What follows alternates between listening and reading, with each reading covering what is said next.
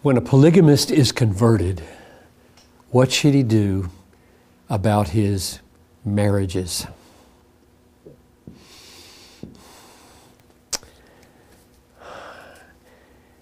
My inclination is to cut a lot of slack in the mission field as people move from the first to the second generation.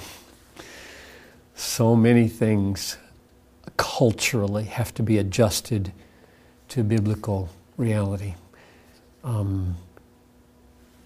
Jesus, I think, clarified for us that marriage is one man, one woman, as it was in the beginning in Genesis 2:24, so that the divorce features of Deuteronomy were given for the hardness of your heart. But it was not always so, and so now I don't want you to do what they were doing. Now, I think polygamy fits into that same paradigm. God tolerated polygamy among the patriarchs. He never in the Old Testament communicated, stop doing that, except by implication from Genesis 2.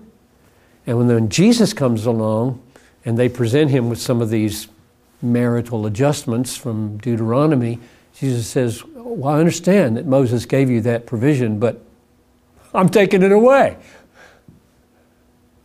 So Jesus' standards are higher. So there's progression by regression.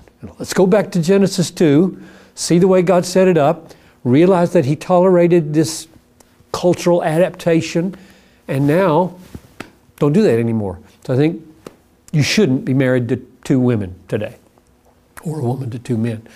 And yet there are cultures that do it. And so you want to go evangelize those cultures, and you win them to Christ, and now they have two wives. And I might say, okay, those who have two wives, be faithful to both of them until the next generation, until one of them dies, but never do this again.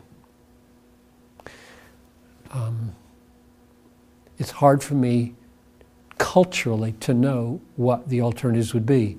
In a sense, I want to step back and say to the missionaries, I'm so distant from your problem at this point, I don't feel like I should get on a soapbox and tell you how to do this. I want the principle to be clear. Preach to them, one wife. And now they may have a way of figuring that out so that they're not having two wives anymore, but I just don't know enough about the situation.